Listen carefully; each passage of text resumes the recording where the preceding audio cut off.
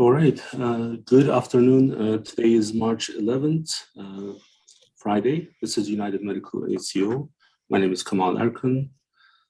I am here with Sean Donovan. Sean, how are you doing? Not too bad. How are you doing? Good. So our weekly event, trying to give updates on healthcare news and different things happening with healthcare and in our society. We do have a clinical presentation today. One of our United Medical Clinic providers is going to join us, and then we have some other discussions. So what we'll do is we are going to start with our COVID updates. Sean. Yeah, so again, we always kick it off with our COVID updates, as you said. Looking here with our graphs, we're still seeing that super sharp decline in overall cases and hospitalizations for the US. So again, the US is no longer in that top five, as we normally used to see in the past. They were consistent in the top five, so we're actually remaining out of the top five, which is pretty good. Case-wise, like I said, we have a super sharp spike downward as we expected moving into the springtime here. We kind of saw this in trends over the past few weeks, and it's definitely continuing to remain low. And then vaccination-wise, we are having around 2 million more, still keeping that pace each week moving forward, new vaccinations. And then comparison on the state versus nationwide level. As a whole nation, we have 216.5 million people now fully vaccinated. And in Delaware, we're at 62.5%. These seem to be steadily increasing by about 0.2% throughout the state of Delaware each week across all of those different age categories, respectively. And then just to touch on the booster, we're almost at 100 million. So we're at 95.5 million people nationwide having received a booster shot. So I guess at this point we were expecting numbers to go down. So although I think this weekend is going to be kind of another winter storm, right?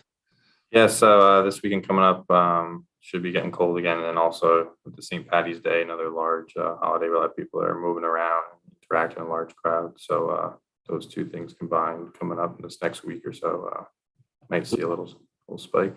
Do you still have family members who are not fully vaccinated, Sean?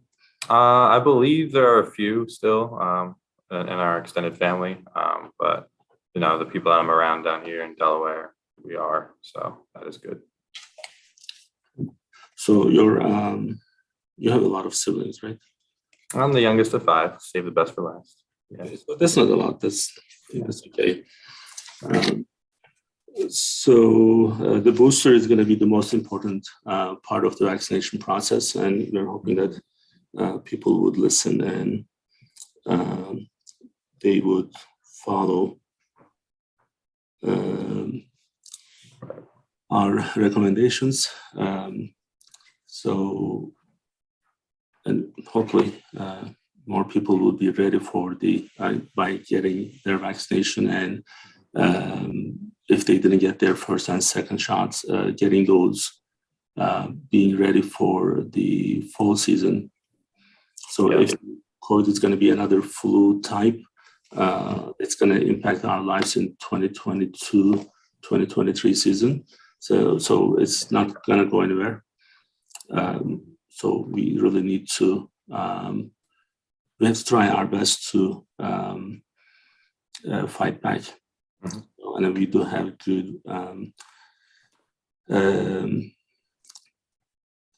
good tools to fight right now. So it wasn't the case maybe 18 months ago. So, all right. So I know that last night when we have our provider meetings, Anthony did update us. So we are, from Delaware standpoint, we are almost up to date with, we were able to catch up with the average United States numbers. That's the case, right? Yeah. So we touched on that a little bit last night, how we're closing that gap between nationwide and as a state. So that's good to see. Yep. Good. So, well, Today, we have our clinical presentation, so I do want to actually let them in first, so then we can have, since Jacob has office hours, I want to make sure that he's able to go back to his office hours. So they are waiting right now. And also Donna Glanko.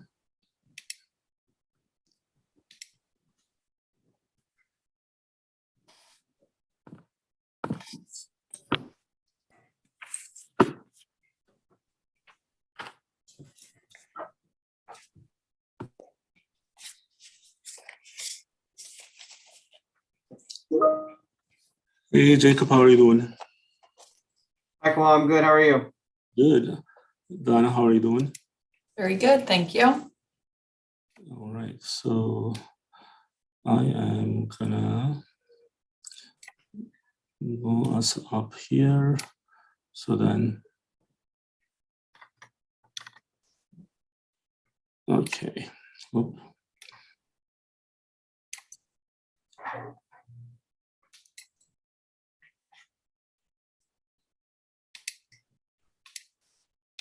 So, Jacob, thank you for being with us. We started, as you know, we started having these clinical presentations. Our patients are watching this, other people are watching it, and each time we have, every other week we are doing this. Don and I, and you are part of the clinical case conferences that we have in the beginning. Now you are busy with the patient hours, so then we haven't seen you for a while. So today we are going to discuss diabetes, maybe one of the most common chronic illnesses. So we want to kind of hear from you from the primary care setting, and if you can actually briefly introduce yourself, and then after that we can just discuss from the primary care setting what diabetes is and what patients should and should not do and how we can help them. Mm-hmm. Yeah, sure. So hi, my name is Jacob Heiser. I'm a physician assistant here at United Medical. I started here at the end of October of 2021, and it's been going really well so far, and I'm excited to talk about this topic with everyone. All right, so Donna, from our case conferences, I guess the most commonly seen diagnosis is diabetes with some other chronic illnesses. So I think it's now timely to just discuss this now, although this is our second event this week. Dr. Ripo Handal was with us on Wednesday night. So although everyone is talking about diabetes and everyone knows about diabetes, still this is the most common and maybe most maybe underdiagnosed conditions, because we see it from our bariatric case conferences where patients don't know that they have diabetes. If I have to tell you, like today's Friday, this week, maybe at least 7 patients whose A1C was over 9, and they did not know. One of them was 12, one of them was 13, one of them was 11. This was the first time they met their A1C number. So, and this is not being treated properly or timely. So, Jacob, what do you have to tell us? Would you like me to go into the presentation aspect, or you just want to discuss it a little bit? We can actually give the background, and then we can start with your presentation, and then we can discuss more.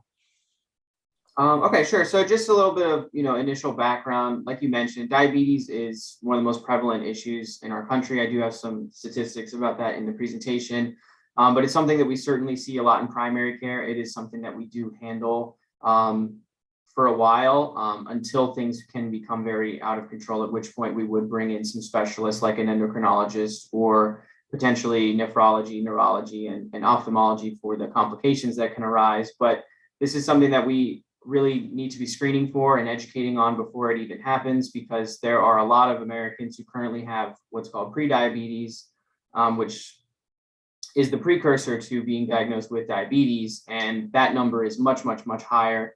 And it involves a lot of people in the country, but something that is very preventable. We typically don't do any medication for people with prediabetes. We just preach the things that are always talked about with good health, which is going to be diet and exercise. I'm just going to jump in for a second. So speaking of that, here at United Medical ACO, we also have an accredited diabetes and nutrition program. So we have registered dietitians on staff, and they do see patients with prediabetes to help them with their diet so that hopefully they can prevent actually having full-blown diabetes. So if you want to go back to the first slide, I'll just discuss a little bit more in depth about. So with the Jacob, with the format, so the video is just running on its own. Okay.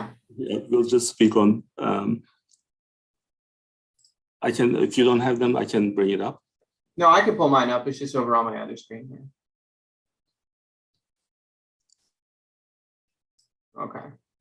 So just going off something that I talked about a little bit earlier. So diabetes, just to give everyone a general definition, is the disease of inadequate control of blood levels of glucose, which is sugar. So most people know diabetes is related to your sugar levels. There's many different kinds, but the most common are type 1 and type 2. That's mostly what I'll be talking about today. Other types include gestational, neonatal, steroid-induced. These are very rare. Most common by far, type 1 and type 2. Type 1 accounts for about 5 to 10% of all diabetes, with type 2 being the vast majority of about 90%. So from the current statistics from the CDC, there's about 37.3 million people in America right now who have diagnosed with diabetes. But about 1 in 5 people currently don't know that they have it, which is something that you mentioned, Kemal, is that we have a lot of people who have diabetes that don't even know about it right now. So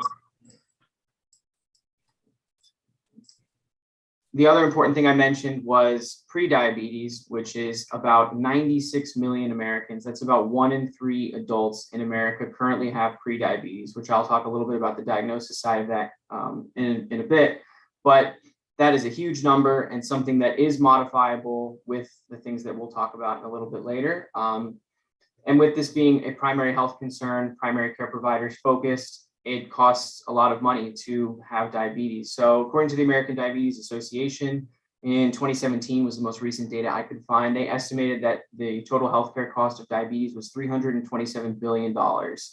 It's likely that that number has increased over the last 5 years, and it will probably continue to increase given the fact that we have this obesity epidemic, and that is a large cause of diabetes. So just moving a little bit into type 1 and type 2, just for some more educational purposes. Type 1 diabetes is caused by destruction of beta cells in the pancreas. So when we eat sugar, our blood glucose levels rise, and the pancreas produces insulin, which is a hormone that's responsible for taking the sugar out of the blood and moving it into the cells, therefore decreasing the level of sugar that's in our blood. Now, these beta cells in the pancreas are responsible for producing the insulin. And what happens with type 1 diabetes is typically it will be some sort of autoimmune process where the body attacks itself and attacks its own cells, therefore destroying the beta cells. And now the body cannot produce any insulin. And if you can't produce any insulin, there's no way to reduce your blood glucose levels. So typically this process can take multiple years to occur. Usually it will start from birth with an autoimmune condition, but the incidence rate is typically found at ages 4 to 6 and then into early teen years, about 10 to 14.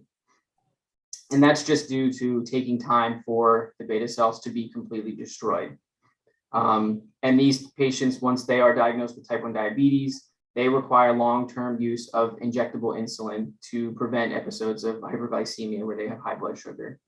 Just a little fun fact about type 1 diabetes. Nick Jonas actually has type 1 diabetes. He was diagnosed at age 13.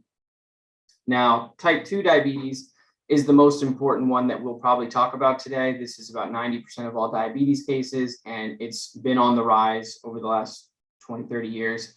It's due to insulin resistance and an inadequate supply of insulin. So because of the obesity epidemic, taking in high amounts of sugar, large amounts of fat, the insulin in our body becomes resistant to the sugar, and it doesn't work as well as it used to in terms of decreasing your levels. And also with just too much sugar, there's not enough insulin. It can't produce enough. Now, this is something that used to be seen in older adults, 40s, 50s, after long periods of time of inadequate control of sugar.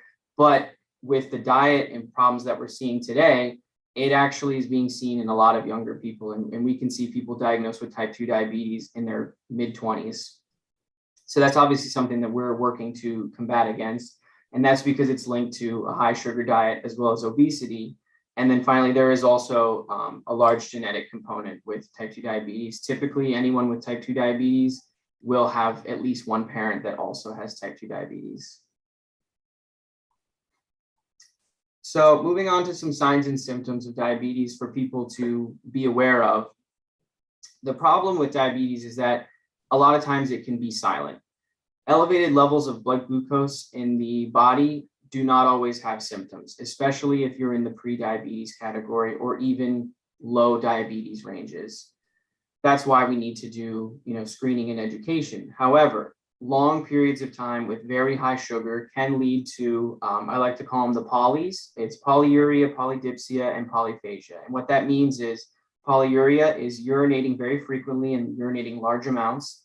Polydipsia is excessive thirst, and polyphagia is excessive hunger. Now, with this excessive hunger, you'll be eating a lot, but you're still going to be losing weight. With the excessive thirst also comes dehydration.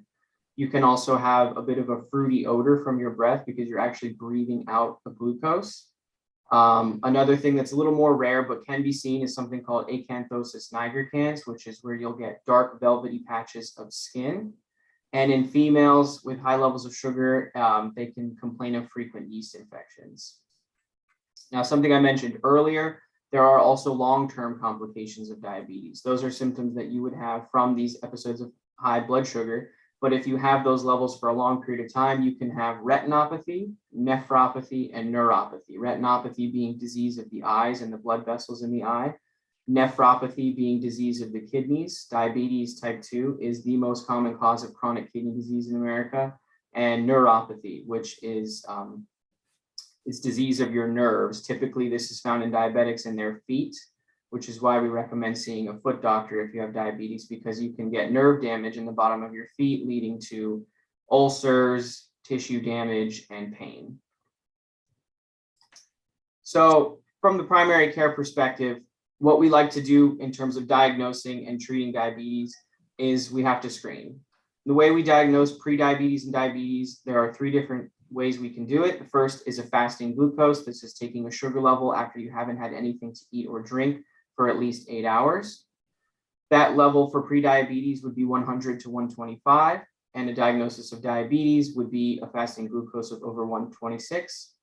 We can also take a random glucose, which is a blood glucose measure at any time in the day, whether they've had anything to eat or not. Pre-diabetes would be 140 to 199, and random glucose would be over 200. Then finally, we have our hemoglobin A1C. This is probably the best marker for diagnosing diabetes, in my opinion. The reason being is that hemoglobin is a protein that's in our blood that carries oxygen. And this protein can have sugar attached to it if there's a large amount of sugar in the body. So what the hemoglobin A1C does is it measures the percentage of hemoglobin cells that have sugar attached to it and gives you a percentage. So for pre-diabetes, an A1C of 5.7 to 6.4% is pre-diabetes. And then for diabetes, it would be an A1C over 6.5%. This is something that we use to not only diagnose diabetes, but also to monitor. We currently recommend getting 2 A1C measurements per year, about every 6 months, potentially every 3 months, depending on how well controlled the diabetes is. And the reason that we do it every 3 to 6 months is because hemoglobin being part of your red blood cells have a lifespan of 3 months. And so this gives us an idea of what the sugar levels have been over 3 months, rather than what someone's fasting or random glucose would be, because that would be over the last, couple days or so. You can sometimes have a glucose level that's a little bit elevated if you had a high sugar dessert, 10 hours before your fast. That can sometimes affect it. But with a hemoglobin A1C that gives us the best reading of sugar. So our decision to use these tests is very much based on symptoms. It's based on family history, like I mentioned with the genetic component, and also our screening recommendations, which I'll get into a little bit later. So once we move into someone who has either prediabetes or diabetes, we have to start treating. It's best to be very empiric and very quick with this. Typically for prediabetes, we recommend a low sugar diet and exercise. Like most preventable chronic diseases such as high cholesterol, high blood pressure, it's very dependent on our weight, our cardiovascular fitness, and our diet. So for diabetes, low sugar as well as low fat can be very beneficial in reducing sugar levels, and exercise. Once someone has diabetes, we typically move on to at least one form of medication. There are a number of different classes of medicine that do treat diabetes. I won't get into those too much today. It's a little complicated, but one example, for instance, that is typically our first line is metformin. It's a really good medicine that works well and doesn't have a lot of adverse side effects. If someone is failing on metformin or they can't take metformin, we can try other medicines. We can usually do up to 2 or 3 medication classes to try and reduce the sugar levels and reduce the A1C. If that is unsuccessful, then we move on to what the type 1 diabetics are using, which is daily use of insulin. We have long-acting, short-acting insulin, and this is typically, as long as it's adhered to, is very beneficial for our patients. The other thing that's very important for our diabetic patients that someone I mentioned is the possibility of retinopathy and neuropathy, which is why we recommend at least yearly foot and eye exams.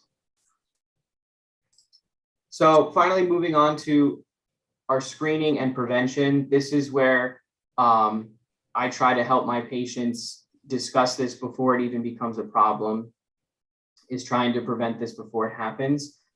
Currently, the U.S. Preventative Task Force Service recommends screening any person 70 who is overweight or obese, meaning that their BMI is above 25. If these results are normal, it's recommended to rescreen every 3 years. Now, typically what I do as a provider, every physical, I do get a fasting glucose because I get a metabolic panel because I'm checking for other things such as liver function, kidney function, electrolytes. That's a good way to get an initial screen for us, is to just get that fasting glucose. I'm not getting an A1C on someone unless they have prediabetes or diabetes or symptoms. But as far as prevention goes, I always encourage exercise, healthy diet, well-balanced diet, whole grains, complex carbs, trying to watch sugar and sweets, things like soda, apple juice, and simple carbs like white rice, white bread, white pasta. Those are very easy to add up and increase our sugar at very alarming rates. So it's important to educate, like something like we're doing today, on the causes of diabetes, how it works, how it presents, and what we can do to stop it. And then part of my slideshow here, I do have a link from the CDC website, which is to the CDC National Diabetes Prevention Program. It's a really great resource with a lot of information from the CDC. And then for our patients in particular, like Donna mentioned, we do have our diabetes nutrition group. We do recommend nutrition counseling for most of our diabetic patients because it can be very useful. I've had many patients who tell me, oh, it was great to talk to them because they told me things that were a little more complex and I never even thought about, such as eating, less than an hour before bed or something like that. All right, so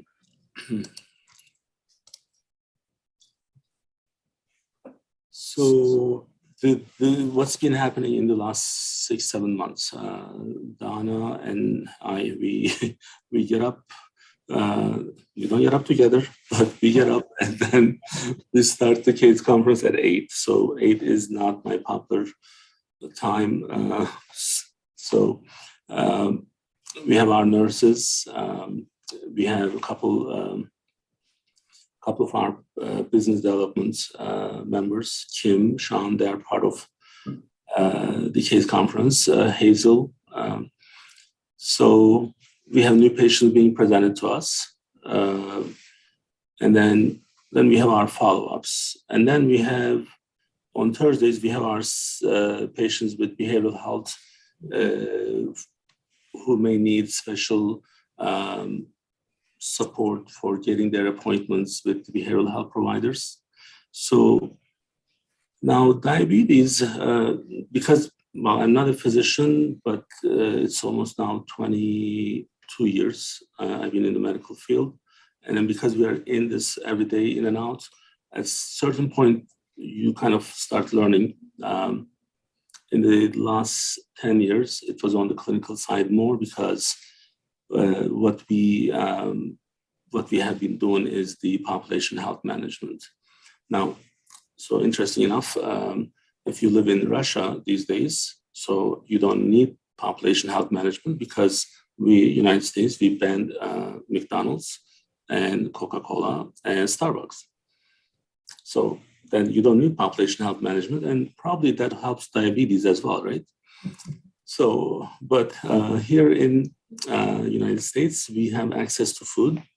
So, today is my wonderful executive assistant Anne's birthday, and I came to my office and I have a beautiful plate ready to go. Actually, there are two of them. So now I've been on a diet for my entire life, and I'm going to probably eat this after the session. But the food is always a struggle.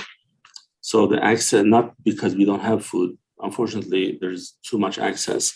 Now, a couple of the things that I want to point out.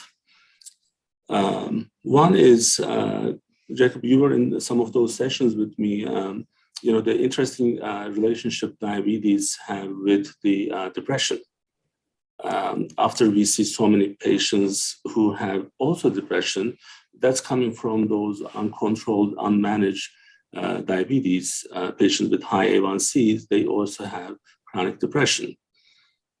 Patients with morbid obesity or obesity, it's one of the root of the problems of the diabetes, chronic kidney failure, cardiovascular issues. So this problem is not by itself. It's not just someone has diabetes. So my mom actually has diabetes, and they were visiting in January, and just managing the medication is requiring a lot of attention, and the timing of it, how many she's going to take, which one she's going to take. And in some cases, they have side effects. So the point where I'm going with this one is we do have an accredited organization on the diabetes side with Amy Wilkinson and with our other dietitians, with Donna on the clinical side. And there's a little bit hesitation for patients utilizing that service. And because unless you don't have enough proper help, managing this disease by yourself is going to be a challenge. So, and you give us the background of this disease and how many people are dealing with this. Many people don't even know that they have it. They just deal with the symptoms and they think that it's going to go away, and then they don't get tested in a proper, in a timely manner, and then all of a sudden they have a uncontrolled diabetes. They start with a high dose of different medications with several of them. It's not just one. So it becomes a bigger battle, and this is preventable. You can manage this. Our providers are available, and we want to make sure that our patients are able to take advantage of these. Annual physicals are the great time for us to do the screening. So for young patients, well, I would consider myself in the young population, but like I go to the doctor once a year, and that's for my annual physical. Well, that's, I didn't do my blood work this year yet, but I have to. So this is the only way that we can actually get a better idea. So we want to make sure that our patients, when they receive emails, Jacob, as you know, we started these standard emails from our business database, just so that we can actually get our patients' attention. when I see someone with actually, in fact, I just got a message from Dr. Handal because I requested him. He has his office hours just for our ACO patients on a Saturday. And I have a patient with A1C10, and this patient needs to be seen.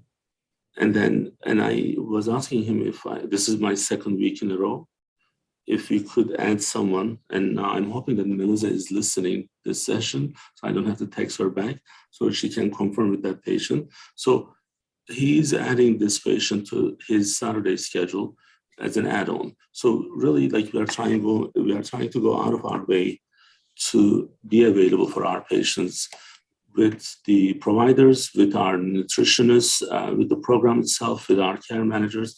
And I'm hoping that we can have more people listen to what we have to say and then follow what you guys are, the care that you are providing.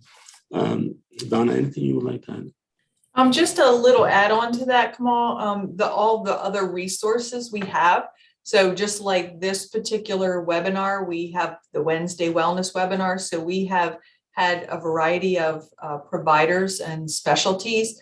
We've had endocrinologist, of course, Dr. Hundel's on there several times a year, but we've also had a podiatrist, an optometrist, a nephrologist, a cardiologist. So we bring on all the specialists to talk to you about the interaction between those particular organs and diabetes, or the importance of getting your dilated retinal eye exam or your foot exam, as Jacob mentioned, annually, so that if you do start having issues that we can, work on the prevention before it's too late.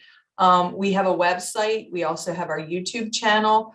So we have a lot of handouts about, diet, helping you with shopping tips, helping you with some meal planning. We also have quick tips that Amy has done, and they're on a variety of topics from treating low blood sugar, how to use your glucometer, meal prep, meal planning, shopping on a budget. So we have a lot of resources through our program on our website and on our YouTube channel. So we just want to make sure we get that message out there. So, again, it's just other resources for patients to use when you have the time, to listen or review the information. Thank you. Jacob, thank you for being available. I know you have office hours still, and you probably still have more patients to go. Anything you would like to add before we close? No, not really. Just, I think you guys hit on some really good points with what we're doing to try and, work on prevention. Like you said, this is very much a preventable disease. At the very least, even if you have very heavy family history, it's very possible everything that you do could still lead to you getting diabetes. But that means that if you do everything that we want you to do with the low sugar diet, the exercise, taking care of yourself, you can really delay that until you're much, much older. Whereas, right now we're seeing a lot of patients that can get diagnosed in their mid-late 20s. And the other thing that I just wanted to touch on as well that you mentioned is please, everyone, attend your yearly physicals. At the very least, we want to see you once a year, because that gives us a great opportunity to check in on you, do your screenings, get your blood work. A lot of these things, like I mentioned, it can be very asymptomatic. You won't have any symptoms, even if you have prediabetes or early diabetes, where your A1C is, 6.6 to 7, something like that. And that's something that we'll only find by doing our screenings and doing our lab work. And it can be difficult to get those things done when you come in for a more acute visit, like not feeling well, back pain, stomach pain, something like that. We really want people to be at least attending their yearly physicals, so that way we can make sure that we continue to screen and prevent this. Excellent. Well, thank you so much. Thank you very much. Thank you.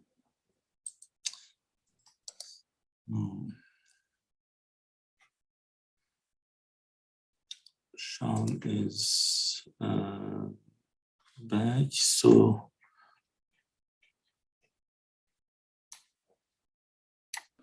I'm back.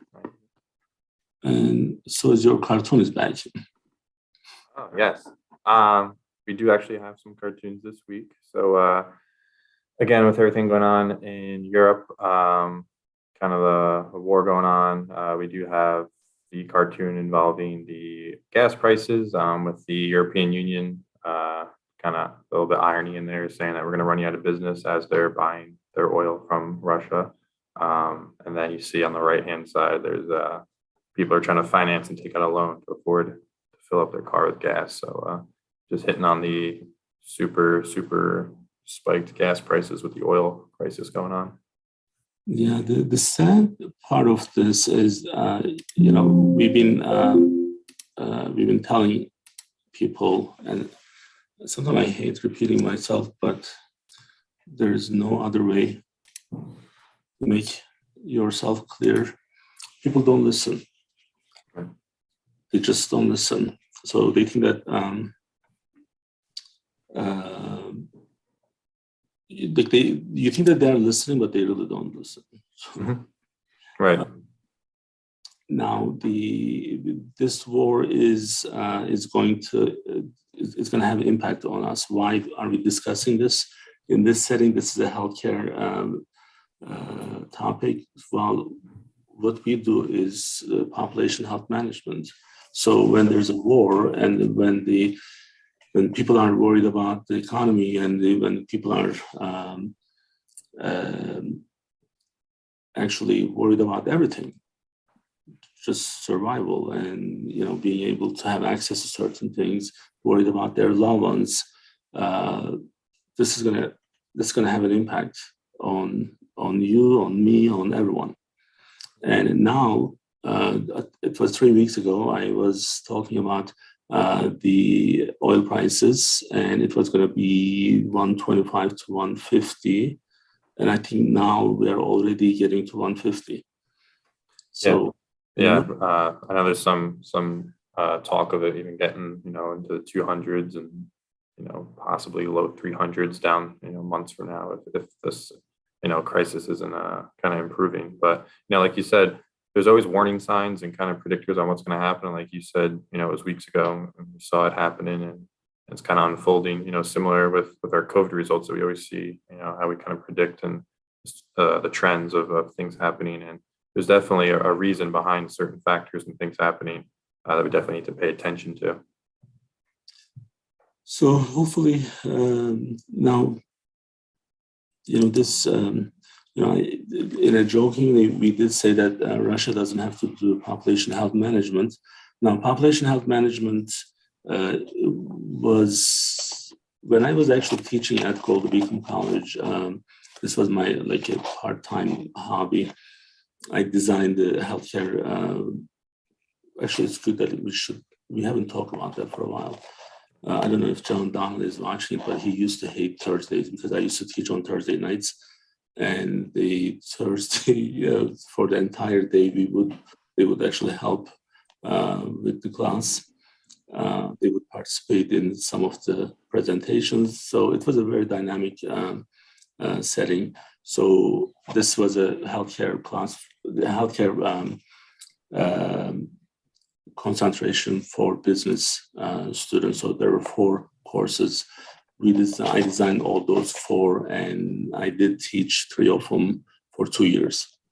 Not only John, but I think a couple of the other people were also hating Thursdays, but they were also enjoying it. So it's one of those things. But it was getting too much with my schedule and all that. The reason I'm mentioning this is because population health management, when we were using that time, it had this, it felt kind of like fake. I'm like, I have to repeat so many times. Why are we saying this? Is this the right way to say it? And not everyone was using it. It was too fancy. Mm-hmm. And then we said, okay, well, we are going to do it. So it's 2009, 10, 11. So then ACO started. 2000, first ACO went live on 2016. So that means prior to that, it's 7 years that we had that work. So when the teaching started, also the initial work for the ACO started. Actually, one of my students from that first batch, she's one of our office managers even today, Natalia Zabarsky. So population health management is what the aim for the population health management is, trying to get your population healthier. The healthier is no McDonald's. Healthier is no soda. Healthier is mindful eating. Healthier is exercising. So when I heard about this sanction in Russia about the McDonald's and the Coca-Cola and Starbucks, I was like, because this is our, this is what we do every day, like population health. I'm like, oh, they don't need United Medical ACO in Russia because they aren't going to be healthy. I mean, that's just a joke, but maybe not a great joke, but it's a joke. So I think it's funny. So again, this entire war is going to impact all of us from different. Now, we did prep. The Art of War, it's a book that we mentioned. I'm going to go ahead and share the PowerPoint with you guys. Sean and I, we were actually looking into this for a while. Yeah, so we have The Art of War this week as the feature, Sun Tzu, written hundreds of years ago, and definitely. Sean, I do want to give credit to Dr. Erkan. He's the one, if I'm not mistaken, he's the one who introduced me to this book maybe more than 10 years ago. I may be wrong, but I'll ask him in 15 minutes. So, shout out Dr. Erkan for a solid recommendation. Yep. Yeah, but as I mentioned, this book around for hundreds of years, applied to many different aspects of life, whether business, sports, team cooperation events, war itself, as we can see in modern day. We're actually going to touch on that in a little bit, of what's currently going on with the Russian-Ukraine conflict. But there's the layout of the book, as you see here on the slide, is kind of the 13 points that are discussed. And it's kind of strategy and tactical approach to, like I said, whatever it is, whether it's a war itself or if you're a business meeting, you're trying to say close a deal or, a merger or something like that. To many different domains, and this book goes in depth on these 13 different topics here and the approaches behind them and how to ultimately be successful and victorious at whatever the quote unquote war is that you're actually battling in. So when we were actually preparing like this book, is it almost 2 months now? We were talking about, and then this was before the Russia-Ukraine war. And we're kind of delaying because we didn't have enough time. And then all of a sudden, when this happened, there was a war, and then there are two leaders. And prior to these live sessions, Sean and I, we do meet and prep for this meeting. And I had this idea. I'm like, okay, let's look at these two people and then see how they're actually following the book. Do you think they read this book? Well, funny you mentioned that. They actually do say that a lot of leaders, when I was doing a little bit of research, such as like Napoleon, actually did, apparently, there's no way to actually prove, but did follow some of the elements and plan ideologies that the book kind of outlays for successful, conquering of whatever it is that they are. So there's a chance that at least one or if not both of them did dabble in it. One of the main key point of the book is victory or defeat that needs to be already decided before you start, right? And what needs to be, like, both of them do have some issues. How it started and where we are today is different. Mm-hmm. Yeah. So, like you said, one of the quotes in the book is kind of, if you don't see yourself basically being victorious, there's no need to attack in the first place. And if you think you're going to be defeated no matter what, then there's no point basically in partaking in that battle. So it's kind of, you want to see the outcome basically ahead, thinking, 3 steps down the road type approach. But yes, just for our slideshow here, I just did, obviously there's the 13 different elements and approaches that were outlined in the book, but I just took a couple of key points I think that we could actually talk on for what we're actually seeing in the current news and how it could be related to the two leaders here. One of the points being that the highest form of warfare is defeating the enemy without fighting. So obviously at war, it could be, actual on-ground combat, but we see here some of the news articles I just pulled just real quickly. The fact that the United States banning imports on Russian oil, certain companies, as you mentioned, leaving Russia, and then on the London Stock Exchange, the actual one of the largest Russian banks plunging 95% due to these sanctions. So it's kind of supporting this point here of being able to be defeating or battling your enemy without actually, being in combat. So it's kind of pulling the chair out from underneath them, so to speak.